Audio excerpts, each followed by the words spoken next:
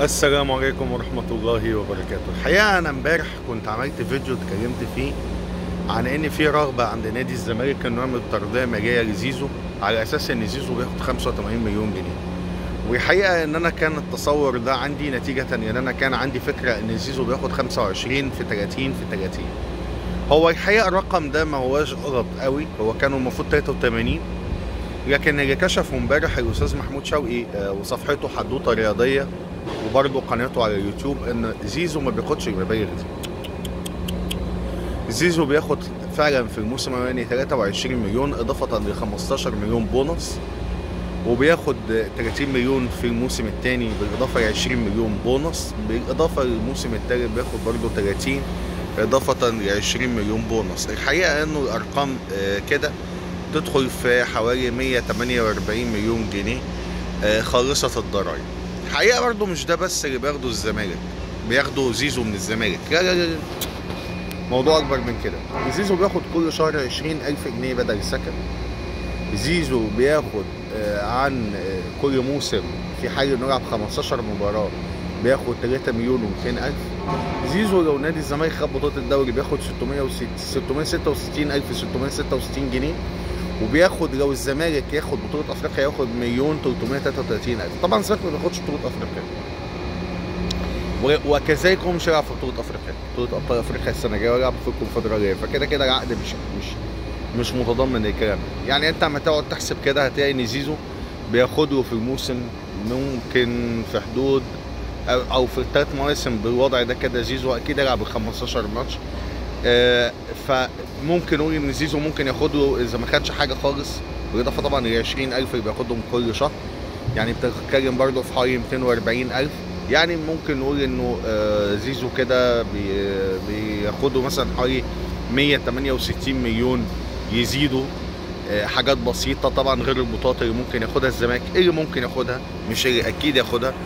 فالحقيقه الواحد لما بيقعد يتامل كده الاخبار دي او يتامل العقد ده بيسال طيب الزمالك هيراضيه ماليا ازاي؟ يعني هو هيروح فين فيما يتعلق بالترضيه الماليه؟ ده الشق الثاني وهو شق لا يقل اهميه عن الشق اللي فات ده. لما زيزو ياخد 160 ولا 168 مليون جنيه هتدي بقيه اللعيبه كام؟ هتفضل اوضه اللبس فيها نار، يعني فيها نار ودمار وحاجه صعبه جدا. نمرة 3 النهارده هو معروض عليه حوالي 400 مليون، وانت بتبحث ترضيته ماليا وهو اوريدي بياخد 168، يعني تقريبا يعني اقل من نص عقده بحاجه بسيطه، نص عقده في الشباب السعودي. هل ده معناه ان وارد جدا ان زيزو يتجاوز 168 ل 250 مليون؟ يعني انت هتدي زيزو لوحده 250 مليون؟ انا مش عايز اقول لك هو بيعمل ايه، لا هو مش الفكره ان انا عارف ان زيزو يمثل 70% من قوه الزمالك، بس هو فعليا زيزو في النهايه معظم شغله شغل محلي، يعني معظم اداؤه معظم جودته في اللعب جوده محليه. هو لحد دلوقتي ما قدمش الزمالك اضافه على مستوى البطوله الافريقيه، وده هو المحك الحقيقي لزيزو. ولما جه مرتضى منصور اتهمه انه بياخد منشطات، هو هرب من لجنه المنشطات اكتر من مره، وهرب من فحص المنشطات اكتر من مره وفقا اللي احنا شفناه، يعني وفقا اللي احنا سمعنا عنه. وزيزو ما لعبش يعني زيزو في الفتره اللي كان فيه شك في قصه المنشطات كان عنده مشكله في الاداء وكان عنده مشكله في الناحيه البدنيه، وما فاقش الا لما الحوار نام على كده. ما بتهموش انه بياخد منشطات، بس انا بديك شويه كده ارهاصات للمستقبل على كل حال، او ارهاصات من الماضي للنظر في امر المستقبل. على كل حاجه عندنا قاعده النهارده اكيد على عقد زيزو ده مش هتخلص، لان في حاجات مرتبطه بيها. الظلم اللي واقع على لعيبه نادي الزمالك انه زميلهم بياخد المبالغ الطائله دي وهم ما بياخدوش حتى ربعها ولا عشرها. انه زيزو بالرغم من انه ما انكرش قيمته كلاعب كوره، لكن في النهايه هو مش احسن من ابو تريكه، مش احسن من بركات، مش احسن من متعب، مش احسن من كل اللعيبه دي، وما كانتش بتاخد بالنسبه والتناسب الارقام دي برضه. يعني حتى بالنسبه والتناسب ما اقدرش اقول ان ابو تريكه كان بياخد اكتر من زيزو او بياخد زيه، وكذلك اي لعيب من الاجيال الذهبيه اللي كانت موجوده في مصر. مش هقول لك على الاجيال الذهبيه الموجوده بس في الاهلي والزمالك، لا وفي حرس الحدود وبتروجيت وانبي.